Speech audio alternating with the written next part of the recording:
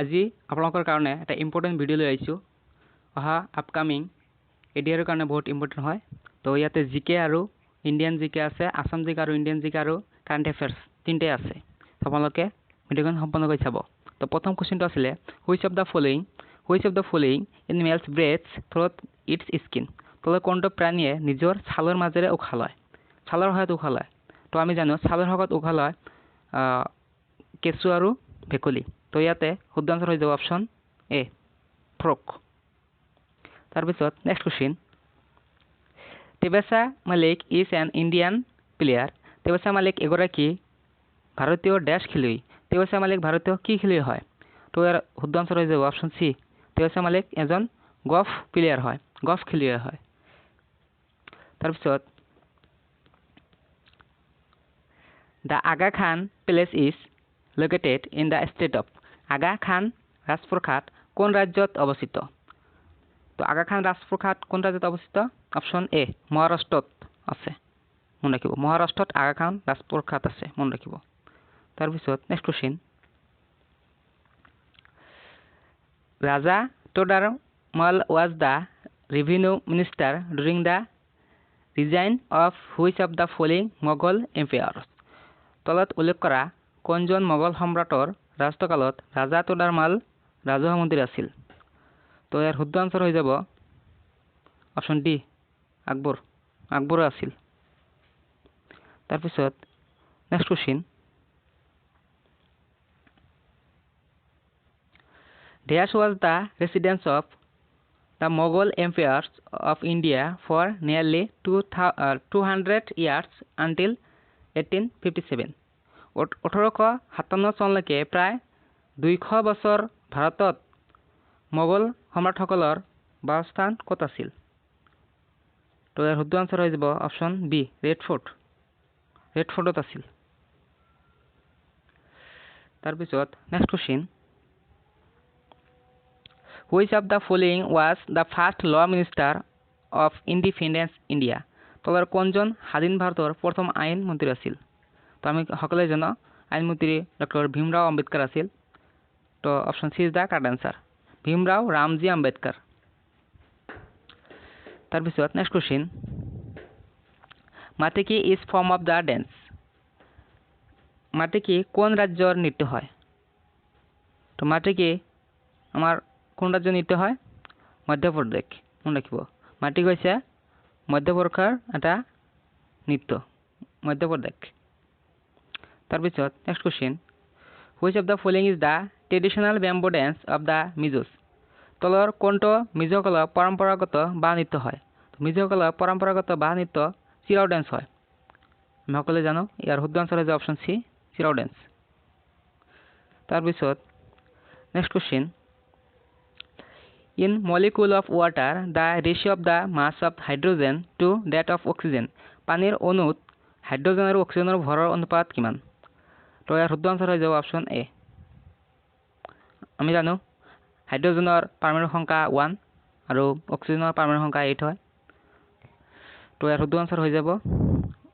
Option A তাৰপিছত next question the British ruled India for nearly ইংৰাজে ভাৰতত প্ৰায় কিমান বছৰ শাসন কৰিছিল তো ইয়াৰ শুদ্ধ আনসাৰ হৈ যাব অপশ্যন চি প্ৰায় 100 বছৰ আমাৰ ভাৰতত আছিলে ইংৰাজে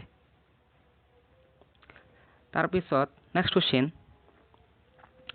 লা লিগাই টাইটেল ইজ এছ'চিয়েটেড উইথ লা লিগা খিতাপ কোনটো খেলৰ লগত জড়িত তো ইয়াৰ শুদ্ধ আনসাৰ হৈছে অপশ্যন বি ফুটবল খেলৰ লগত জড়িত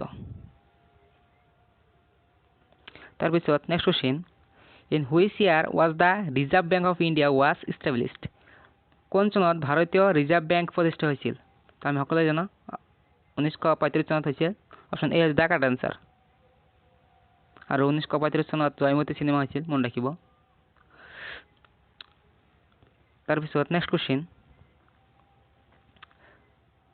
which is the deepest lake in the world পৃথিৱীৰ আটাইতকৈ গভীৰ হ্ৰদ কোনটো তো ইয়াৰ শুদ্ধ আনসাৰ হৈ যাব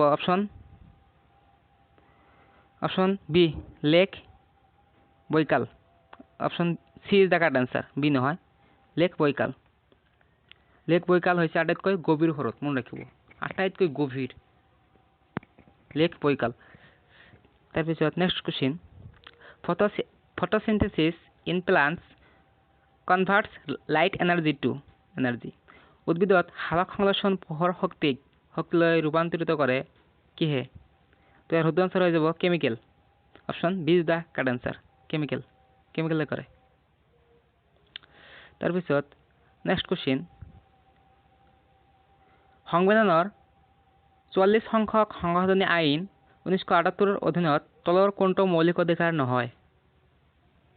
তো ইয়াতে শুদ্ধ আনসাৰ হৈ যাব option A, right to property মৌলিক অধিকাৰ নহয়। এইটো 1944 চনৰ সংশোধনী আইনত এইটো বাতিল কৰা হৈছে। ৰাইট টু প্ৰপাৰ্টি, সম্পত্তিৰ অধিকাৰ, এইটো মৌলিক অধিকাৰ নহয়। তাৰপিছত next question, who is the author of the book courts of India? Courts of India এইটো বুকৰ অথৰ কোন? কোৰ্টছ অফ ইণ্ডিয়া কিতাপখনৰ লেখক কোন? তো ইয়াৰ শুদ্ধ আনসাৰ হৈছে Ranjan Gogoi. Option D is the correct answer, Ranjan Gogoi. আৰু ৰঞ্জন গগৈ কি আছিলে? আমাৰ উচ্চতম ন্যায়ালয়ৰ ন্যায়াধীশ আছিলে, মন ৰাখিব। আৰু ই অসমৰ পৰা হয়, মন ৰাখিব। আৰু ইয়াক বৰ্তমান আমাৰ Asom highest civilian award Asom Baibhav বঁটা দিয়া হৈছে 2013 চনত, মন ৰাখিব। ভেৰি ভেৰি ইম্পৰ্টেণ্ট আছে। তাৰপিছত next question, the Ghumura dance is from the state of? Ghumura নৃত্য কোন ৰাজ্যৰ হয়? তো ইয়াৰ শুদ্ধ আনসাৰ হৈ যাব Orissa. Option B is the correct answer, Orissa. তাৰপিছত next question, with which of the following sports would you associated the team Kerala Blasters? Kerala Blasters দলৰ সৈতে তলৰ কোনটো খেলৰ সৈতে জড়িত? তো ইয়াৰ শুদ্ধ আনসাৰ হৈছে ফুটবল। কেৰালা ব্লাষ্টাৰৰ সৈতে আমাৰ ফুটবল খেল জড়িত। Option A is the correct answer. তাৰপিছত next question, the reign of the dynasty has been described as the golden age of the Indian civilisation. বংশৰ ৰাজত্বকালত ভাৰতীয় সভ্যতাৰ সোণালী যুগ বুলি অভিহিত কৰা হৈছে। তো Gupta dynasty, option is the correct answer. আমাৰ গুপ্ত বংশক, গুপ্ত ডাইনেষ্টিক আমাৰ কি বুলি চিনাক্ত কৰা হৈছে? সোণালী যুগ বুলি চিনাক্ত কৰা হৈছে, অভিহিত কৰা হৈছে, মন ৰাখিব, গুপ্ত ডাইনেষ্টি। তাৰপিছত next question, the prime minister who led India during the 1965 war with Pakistan? 1965 চনত আমাৰ 1965 চনত পাকিস্তান যুদ্ধ হৈছিল। তো পাকিস্তানৰ সৈতে হোৱা যুদ্ধৰ সময়ত ভাৰতত নেতৃত্ব দিয়া প্ৰধানমন্ত্ৰী কোন আছিল সেই সময়ত? তো অপশ্যনবিলাক চাই লওঁ। তেতিয়া আমাৰ প্ৰধানমন্ত্ৰী আছিল Lal Bahadur Shastri. Option C is the correct answer. যেতিয়া আমাৰ ভাৰতৰ লগত পাকিস্তানৰ লগত যুদ্ধ হৈছিল, তেতিয়া আমাৰ ভাৰতৰ প্ৰধানমন্ত্ৰী কোন আছিল? লাল বাহাদুৰ শাস্ত্ৰী, মন ৰাখিব, ভেৰি ভেৰি ইম্পৰ্টেণ্ট। তাৰপিছত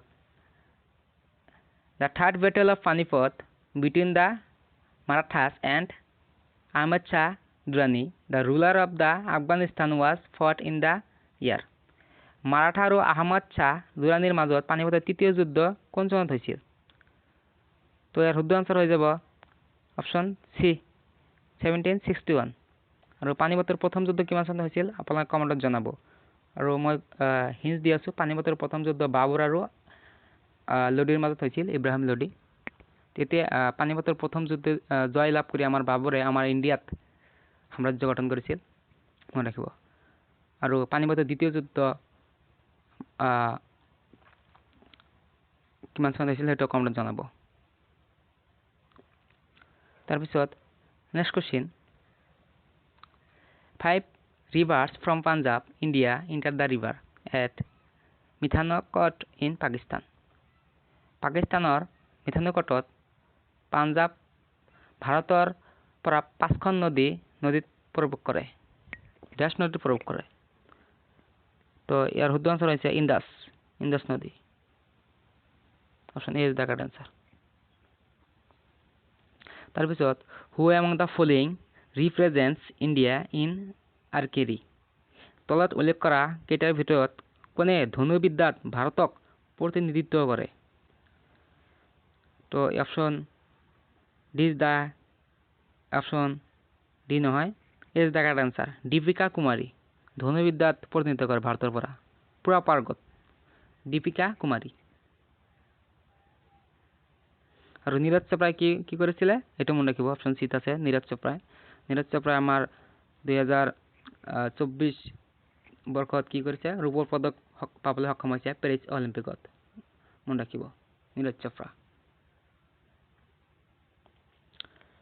তাৰপিছত next question the life insurance corporation of India act was passed by the parliament in the year ভাৰতীয় জীৱন বীমা নিগম আইনখন সংসদে কোন চনত গৃহীত হৈছিল তো ইয়াৰ শুদ্ধ আনসাৰ হৈছে অপশ্যন এ 1956 1956 চনত কি হৈছিলে LIC গঠন হৈছিলে LIC আপোনালোকে যে LIC কৰে সেই LIC লাইফ ইন্সুৰেন্স কৰ্পোৰেশ্যন ফুল ফৰ্মটো মনে ৰাখিব তাৰপিছত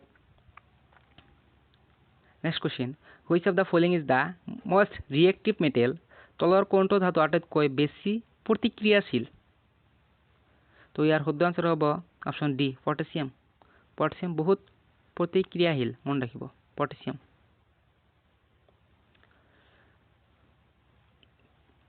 তো আজিৰ ভিডিঅ' এইখিনিয়ে থেংক ইউ নেক্সট ভিডিঅ'ত আপোনালোকৰ লগত দেখা হ'ব আৰু আমাৰ ভিডিঅ' যদি আপোনালোকে ভাল পায় তেনেহ'লে লাইক কৰিব আৰু কমেণ্ট কৰিব থেংক ইউ